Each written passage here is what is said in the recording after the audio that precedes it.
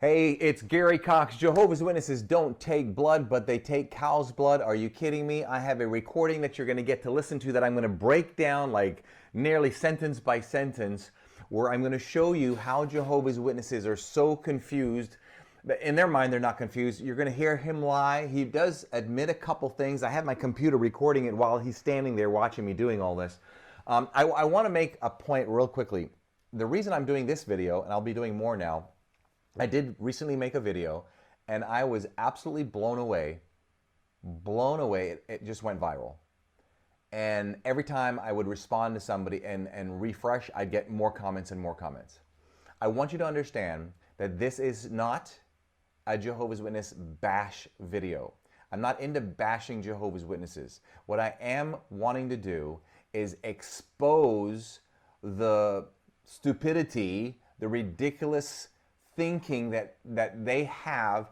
But if I can just help one person, the most painful thing, if you don't know anything about my background, and I'll tell you real quickly before we get started in this video, I think you're gonna find this very intriguing.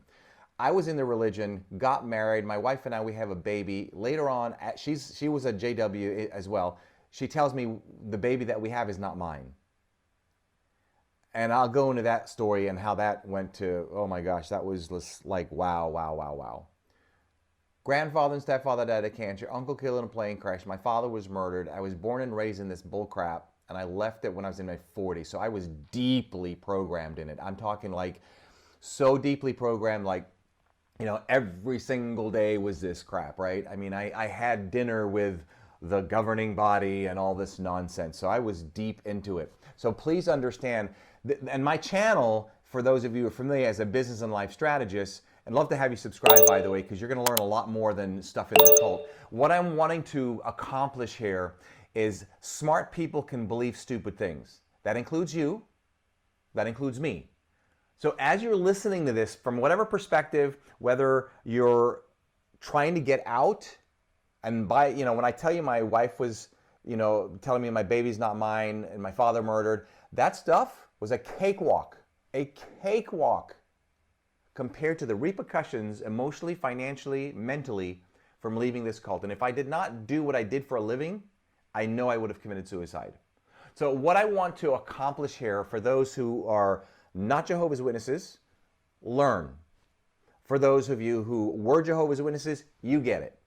For those of you who are on the fence, maybe you'll get out. And it's not going to be easy, so make sure. The mistake I made when I left is I did not plan this out. It put me $350,000 in debt. I could not function.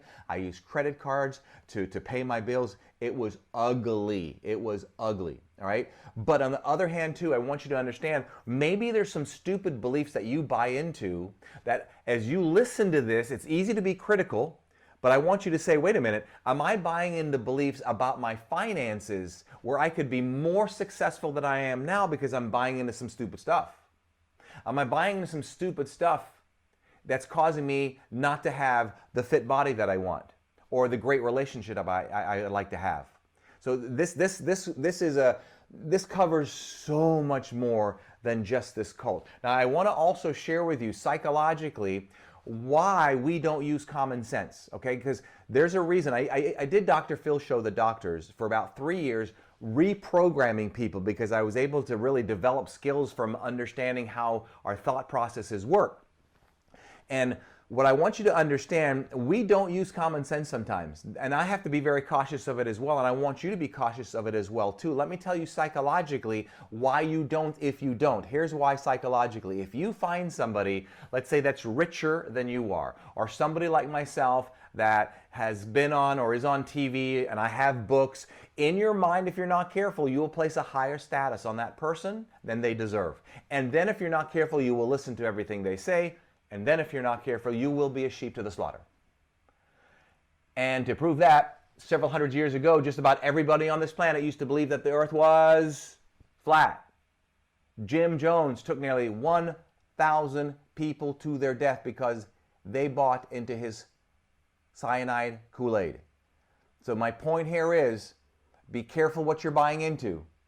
All right? So as you listen to this, this is going to be, like I said, I'm not bashing Jehovah's Witnesses, but I want you to understand how stupid we can buy into. I mean, we can be really stupid. So when you're done watching this, start thinking about yourself outside of the religion stuff.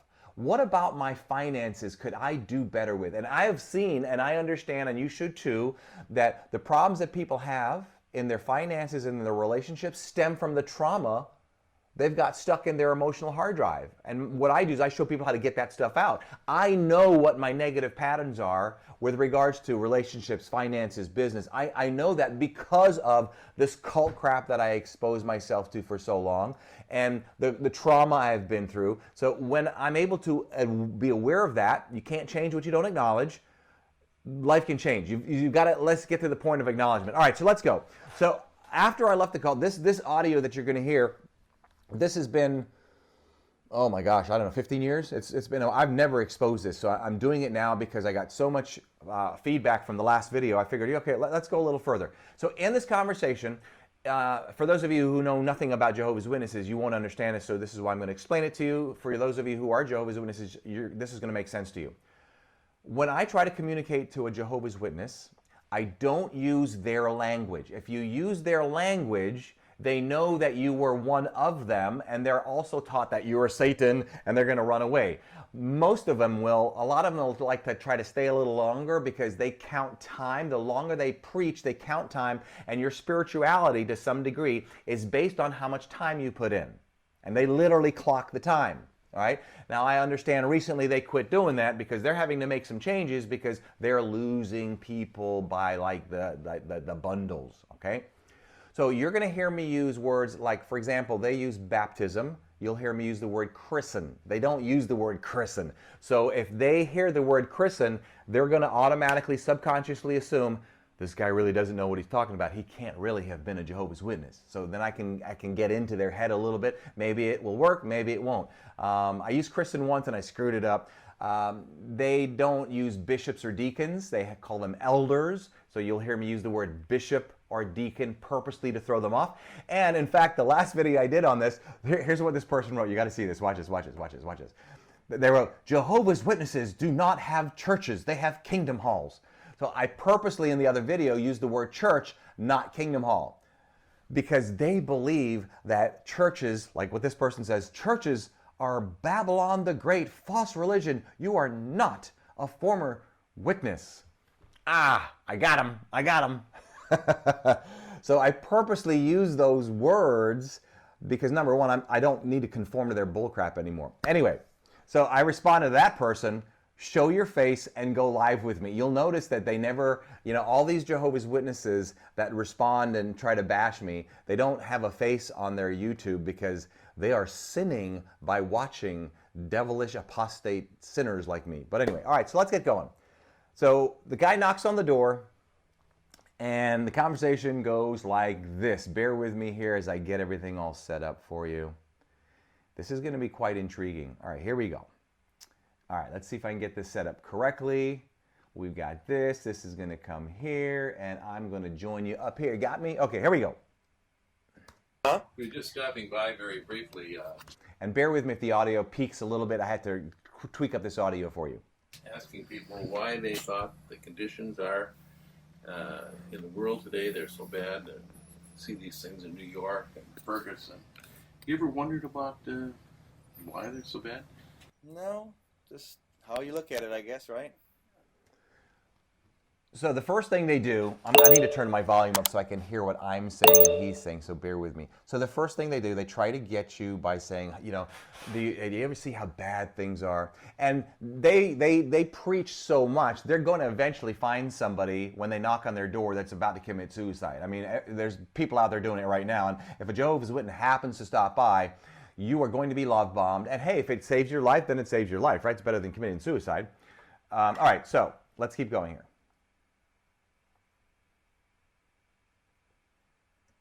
I guess you're, Jehovah? Yeah. Oh, okay. We were introducing an article here in the latest Watchtower. Is Satan real? Uh-huh. And if you go to the book of Revelation, the last book of the Bible, uh-huh. 12:12, it says that he's been cast down from the heavens, woe for the earth because of the problems that he would bring. Right. And it's interesting here because sometimes people feel that Satan is just kind of a figment of their imagination. Uh-huh. But yet the Bible shows that Satan had a conversation with Christ Jesus when he was on the earth. Uh-huh. And so he is real. Okay, that makes no sense, because what if you don't believe in Satan? What if you don't believe in Jesus Christ? If you don't believe in Jesus Christ and somebody tells you that Satan had a conversation with Jesus Christ, that doesn't mean Satan's real. Anyway, just a thought. Here we go. And he is causing the problems. But if it's something you'd like to look at, I'd like to leave these with you. No, I appreciate that. I don't agree with so much of your work, so. Is there something in particular? Oh, there's a lot. There's quite a bit. Here we go. Yeah, there's things like I know I have some very, very good friends who are in the religion, and you know, your shunning that you do with people that don't agree with you if they're in the religion, the blood transfusion thing that you do. You don't even know this, but if you were to search... Now watch this here, and I'm going to show you proof on the internet, not that everything on the internet is real. So Jehovah's Witnesses do not believe in blood transfusions. So if you're on your deathbed and you're bleeding out, and all you needed was a blood transfusion to survive and live forever, or live life till whatever, you would be able to survive. Well, they don't care. Of course, they have scriptures to prove they're right, okay? But listen to this closely. They can take blood from cows and they don't even know it. But remember, I'm just not going to throw stuff out at you without giving you some proof, all right? Now, I remember when I found this out. When I left, I did my research. I didn't do research like I did until I left. When I started feeling I got duped, oh my gosh, I called the company up because I don't want to believe. Remember, listen closely. The smart person believes half of what they hear. The intelligent person knows which half to believe. Do not believe everything you hear, read, and see. And I don't care if it has anything to do with this cult crap or business or just the smart person believes half of what they hear. The intelligent person knows which half to believe. So I saw this on the internet. I went ahead and I called the company up. I said, yes, excuse me. I understand that you make blood fractions from cow's blood. So they can't take blood, but they can take blood fractions made from blood. So that would be like me telling you, you cannot eat a BLT sandwich, bacon, lettuce, and tomato sandwich. You are forbidden to do that. But if you want to take the bacon out by itself and chew on that, that's okay. Oh, the L for lettuce, you can take the lettuce out, pull the lettuce out of the sandwich and eat some of that. Oh, the tomatoes, not a problem, but just make sure you pull it out of the sandwich and eat the tomatoes, but don't eat the tomato, the lettuce, and the bacon, and the bread all at one time. You can't do that. So you can't have blood transfusions, but we came up with a way to create fractions from cow's blood that you can have. Let's keep going. This is so crazy. I tell you what, when I call that company, I slammed the phone down. That nailed the coffin right there. I just said to myself, I cannot believe I'm being so duped. And when I left and I started telling some Jehovah's Witnesses, because I had a little bit of contact, of course, the Jenga block, right? Remember, the Jenga block is that game that you have a whole bunch of blocks. One person pulls a block out, nothing falls. You pull another block out, nothing falls. And then sooner or later, somebody's going to pull one block out and everything's going to collapse. Well, in cults and even just people's belief systems, when you know for a fact, common sense, you're communicating with somebody, and not to say you're right and I'm wrong, but if you know that they're wrong in their thinking, their whole belief system, the reason they won't admit it is because they're pulling that last Jenga block. And when that last Jenga block gets pulled, the entire belief system they have will cave in. So to prevent their entire belief system from caving in, they have to lie or deflect or come up with some stupid cockamamie story to defend their belief. Let's continue. Blood transfusion and cow's blood that you guys actually allow fractions from cow's bloods. Do you know that? I did not know that. Yeah, let's Google Jehovah Witness and cow's blood. Cow blood. Cow blood, yeah. So, Okay, let's do it. Let's Google Jehovah's Witness and cow's blood. All right, bear with me. I'm going to find that for you right now because I have it saved. Here we go. Here we go. Whoop, whoop, whoop, whoop, whoop. 1 second. 1 second. Bear with me. Bear with me. I will not be long on this. Come on, find it, find it, find it, find it, find it, find it. I don't want to eat up your time, but I do have it. But I do have it. All right, here we go. Okay, where's it at? All right, here we go. Let me cut and paste it. Found it. I'm going onto the internet, the good old internet. And let me clean this up here. Cut and paste. Good we go. Here we go. All right, here it is. So, we are going to bring this up. I will not read the whole thing to you, but we'll look at it. All right, here we go. So, doctors have saved a life. This was a long time ago. This is 12, 13 years ago, whatever. This is the article I saw, I think. Doctors have saved the life of a woman from a car crash accident with the first ever use of cow's blood. Tamara, blah, blah, blah, rejected life-saving conventional blood transfusion because of her Jehovah's Witnesses faith despite being close to death. But in the world's first procedure, a synthetic blood substitute made from the cow plasma was used to revive the patient just as her heart was failing. So basically, she was allowed to take the lettuce and the tomatoes and the bacon, and she lived. Okay, let's keep going. Tell you what, this stuff is crazy, man. Crazy, crazy, crazy. And I tell you, smart people believe stupid things, and I was one of them. And that's why I caution Jehovah's Witnesses that, you know, they get really frustrated, right? They get really, I can't get my friends out. I can't get my brother out. I can't get my family out. They're shunning me for life. I get so frustrated. Remember, you used to believe the same crap. I used to believe the same crap. Now, I always had a conflict, and that's what eventually got me out. But we believe the same crap. So that's why I'm not bashing. I'm trying to have some mercy, but they're just still so blind. So what this has done for me is just opened up my mind to so many different things. That's why I don't believe everything I believe, because it may not be true. And it gets me to the point of really double thinking and checking everything out. With regards to my finances, my fitness, my health, relationships, everything. Let's keep going. You go from taking no blood to literally taking blood fractions from cow's blood. It's crazy.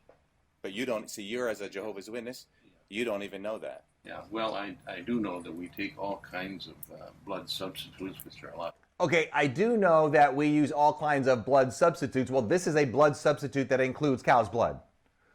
Don't get me started. Oh my gosh, I get so rolled up with this stuff. Ay, ay, ay, ay, ay. Safer than blood? From cow's blood, you know that. But doesn't that sound kind of odd to you? Okay, watch, listen to this comment now. Here's their redirect on things. Watch this, listen. It does, but I guess I have never seen it. Yeah, well, just look it up. But I mean, it's made for Jehovah's Witnesses. Cow's blood? Yeah. Well, it may be. See, he's sounding this pretty stupid too, but here's his response. Listen closely. A conscience matter. Watch. It may be a part of the blood, and that might become a conscience issue. You see, that's what they do. So, as they change their rules, first it's no blood whatsoever, can't do fractions, nothing, and then they start getting a bunch of lawsuits, and oh my gosh, they got lawsuits up the yin-yangs. We're talking like serious money. So now they go, well, this could be a conscience matter.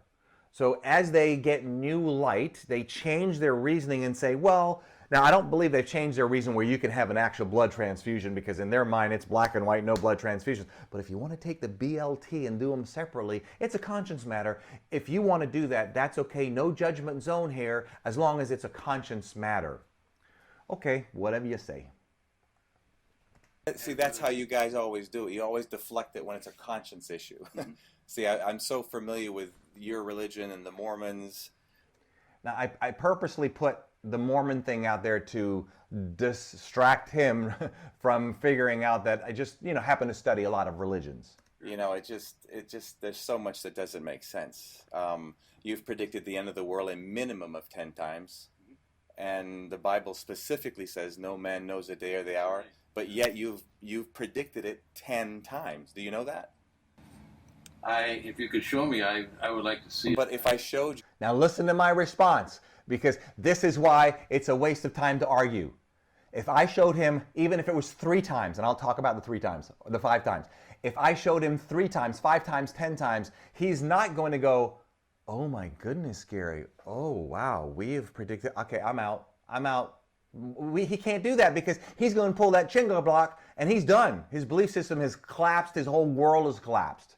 And there was proof of it, you wouldn't say, "Oh my goodness, this is wrong. I need to do something else." So no matter what it is, you're not going to leave. And if you decided to leave your religion, you would lose all your so-called friends and family. Well, I have friends in family that are not Jehovah's Witnesses too. So But they weren't Jehovah's Witnesses before and then left.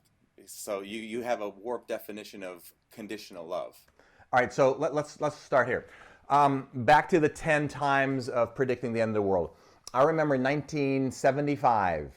1975 was one of their big years. The end of the world was coming. There were Jehovah's Witnesses that were taking their credit cards and racking up credit cards and spending money and buying boats and just having a bunch of fun because the end of the world is coming and you ain't gonna have to pay it back.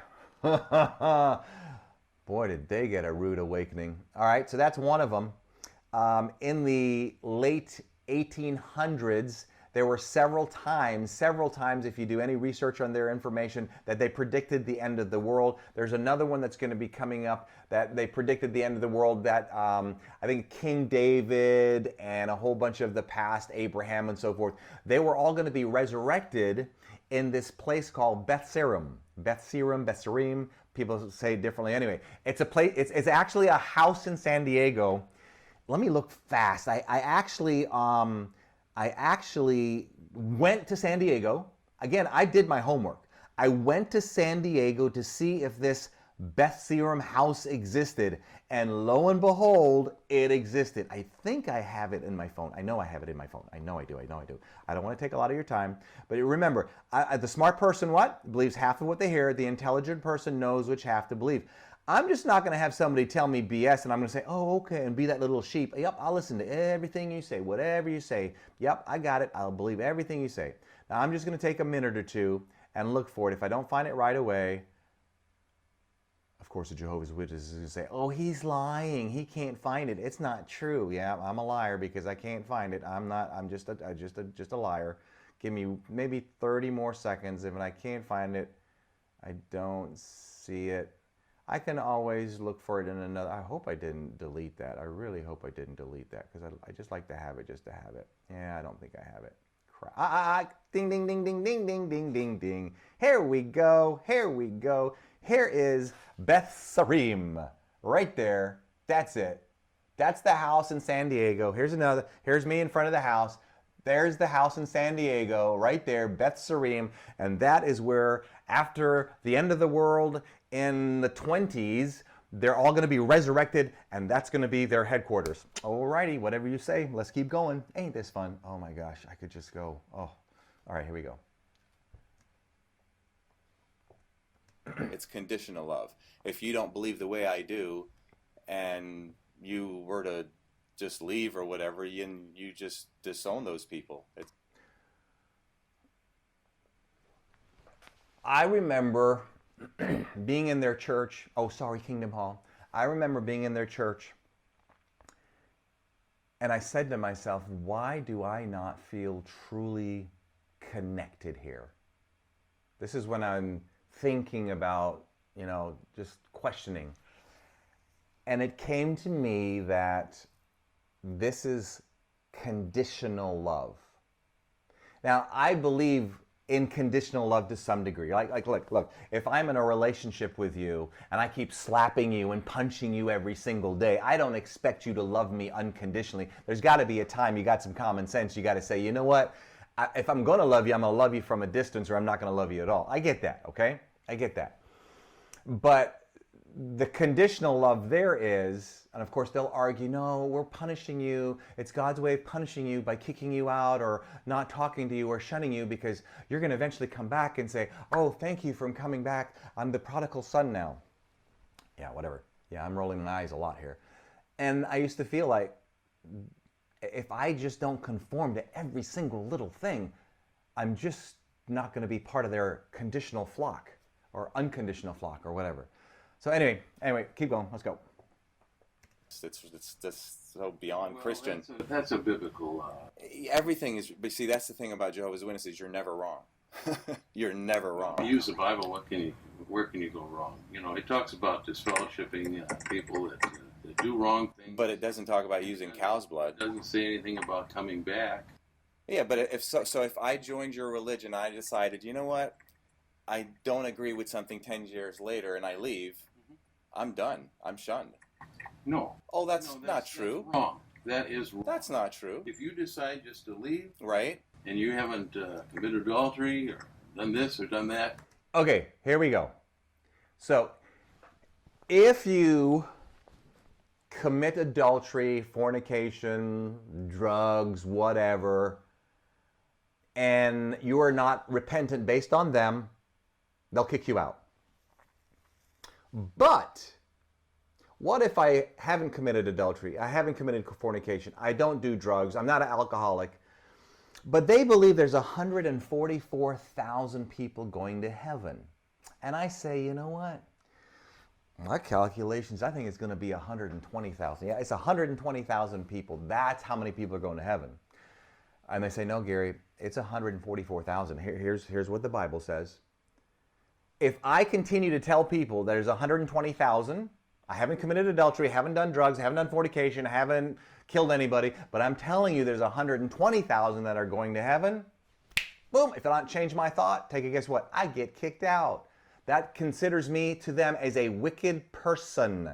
So it's not just everything based on the Bible, but everything based on their interpretation of the Bible. So anything outside of their interpretation, in their mind it's God's interpretation, but anything outside of their interpretation, not the so obvious, you know, like killing and, you know, whatnot, then you're still considered wicked. You wouldn't be shunned.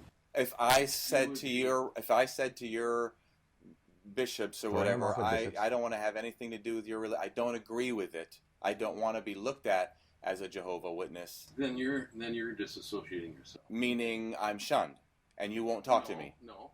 No. Yes or no? Oh, he just kind of lied there, but he's going to recant, which is good.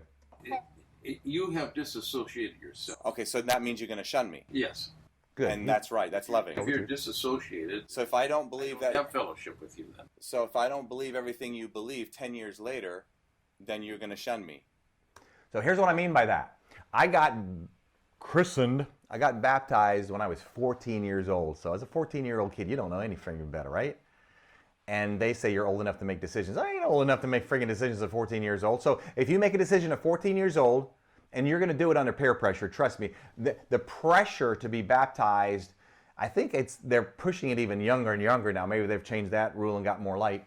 But the pressure to be baptized at a young age is crazy. So here I am, 14 years old and getting baptized. Let's say I started waking up. I didn't wake up till I was in my friggin' 40s. But let's say, like I said, 10 years later, I go, wait a minute, I got baptized and committed to this bullcrap when I was 14, but I can't do the blood thing, and I can't believe there's 120,000. It's got to be 144,000, and I really don't want to knock on people's doors and da-da-da-da-da.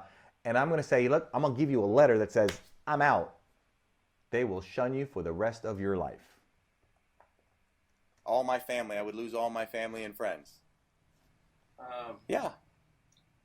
Absolutely. You come to one of the elders and say, I can't agree with this and that. Right. I just want to be left alone. Right. There is no shunning. He just lied right there. He just lied. If you go to the elders and you say you can't agree with this or that, you're either going to get kicked out or you just give them a letter say you're out. At that point, you're done. When I made a decision to leave, I gave them a letter. Oh, this is funny. I got to tell you this in a little bit. How long is this going? Am I going too long? Oh my gosh, I could go forever. I'm looking for the time here. I don't know. Anyway, we'll keep going. I told my wife, I said to my wife, I said, look, I haven't cheated on you. You haven't cheated on me. I'm done. I'm out of here. So I left her. I left the cult, everything. And then they have what they call circuit overseers. And the circuit overseers, they are the ones, they're like district managers of companies, right? And they go in to make things right and blah, blah, blah, blah. So she goes, well, the circuit overseer is coming in about a week or two, so he really would like to have the letter. Screw you! I don't have to conform. You don't have any more friggin' authority over me. I'll give my letter whenever I friggin' like feel like giving my letter. Because I knew I had a couple people in the cult that were still willing to be my friends, knowing that I was going to go out, and I needed them for a little bit. But the moment they knew I gave that letter, boom, they're going to cut me off forever. So I've spoken to my mother once in whatever, 16 years since I've been gone, 17 or whatever it is, once, and that was when my brother died. Now, if I called her, would she talk to me? I don't think she would hang up on me, but here's the thing. The conversations must be based on their belief system. So she can say to me, oh, you have to come back to Jehovah, but I can't say to her, you need to get out of that bull crap. So it's based on, basically, I have to do everything and conform to everything they say. Ain't gonna happen. Not going to happen. Let's keep going. So when do I become shunned? If you commit That's not true. something, If I say I don't want to be part of your religion and I tell your bishop or your deacon or whatever, I don't believe it in anymore. well, then you're disassociating. Okay, so then you're never going to talk to me. And if I have all my friends and family in the religion, I've lost them for the rest of my life. If I grew up and I got christened or whatever you call it at 10 years old, and at 25, I decided, I did use the word christen. wait a minute, this doesn't make any sense. And I have a son. Okay, here we go. He's not going to answer the question. He did not answer the question. So he's trying to deflect, and I busted him. That didn't accept. Was he baptized? There's the key. So he's trying to tell me, because he doesn't think I know all this, because I'm using words that he's not familiar with in their language, he's trying to tell me he's got a son that was brought up into it, but didn't accept it. So I said, do you still talk to him? Yes. So he's trying to say he doesn't shun him. Well, the reason he doesn't shun him because his son did not get baptized. Once you get baptized, you are done. You are locked in. So I have some friends to this day that were brought up into it but never got baptized. So they have best of both worlds. Here's what that means. I have other people that I know, friends that were friends, whatever friends, I don't know, that got kicked out of the cult, and they couldn't handle losing all their family and friends.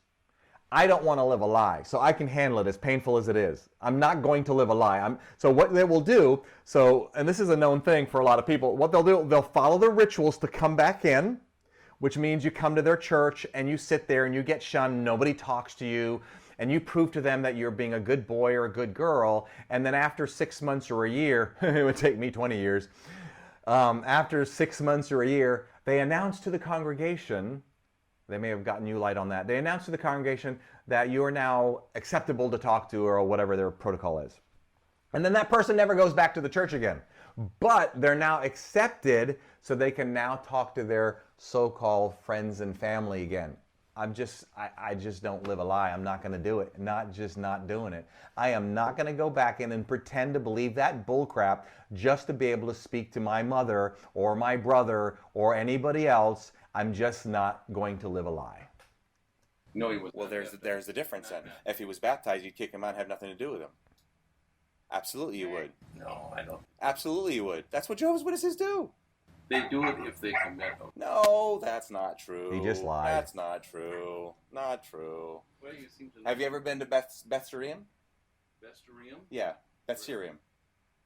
Oh, that's the place out in Los Angeles? In San Diego, yeah. Boy, you're going back a long way. Oh, I've See, he goes, you're going back a long ways, because the newer people that were born in the cult now, they have no idea what Bethsarium is. They have zero idea whatsoever. Those are the pictures that I showed you, right? Where King David and whomever are supposed to be resurrected, and that's going to be their headquarters.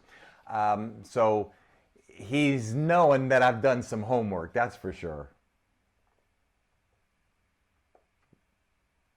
Between you and the Mormons, I've done my homework. Yeah. But you're okay with that? Well, You see what I mean? It just doesn't. am I okay with it? They were wrong. Yeah. They were wrong. And so we're The prophets weren't coming back so from we're heaven and meeting us so place we're to stay. so we're predicting the end of the world 10 times. I mean, does it take 10 times? I don't think 10 times. Oh, you do some research. I'll assure you. I will assure you. But here's the thing. I doubt seriously if he went home and did some research to see if Jehovah's Witnesses have taken blood fractions from cow's blood, and he tried to count how many times Jehovah's Witnesses predicted the end. Maybe he did. But do you think if he did, and he saw that maybe I was true or correct, that he said to his wife, hey, honey, because there was two of them, we're done, let's get out? Ain't gonna happen. Not gonna happen.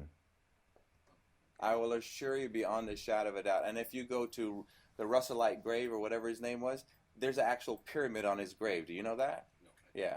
So you got. It doesn't really make any difference. It should make a difference. That's what. So he says it doesn't make a difference. So let's talk about this. So this religion started from a guy named Russell. Charles Russell? Yeah, Charles T. Russell.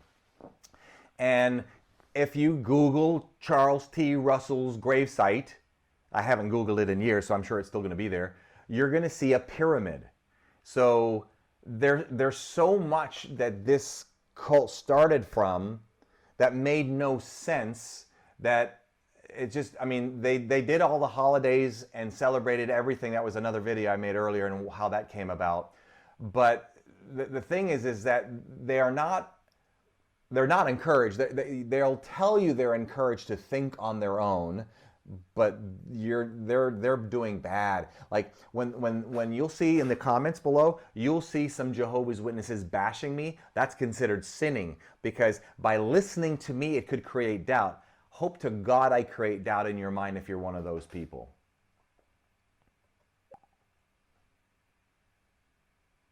You preach.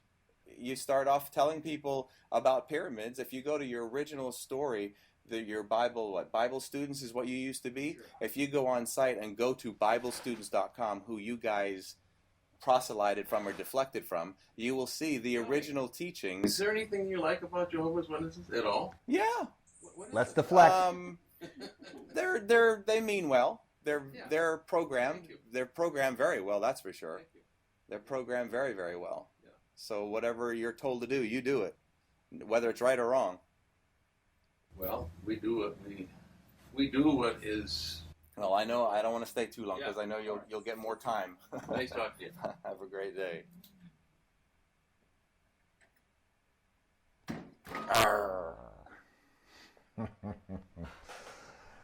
Okay, I think I've taken long enough of your time. But again, a couple things here. I'm not trying to be critical of the Jehovah's Witnesses. I know it comes across very critical. I'm just being critical of stupid thinking. Okay? So understand this from a religious standpoint, and then understand this from other viewpoints in your life. Are you buying into stuff that makes no sense? Are you able to become very wealthy and rich? And the reason you're not is because you have some beliefs that maybe you bought into because of some of your trauma that's sticking you somewhere and just got you so stuck.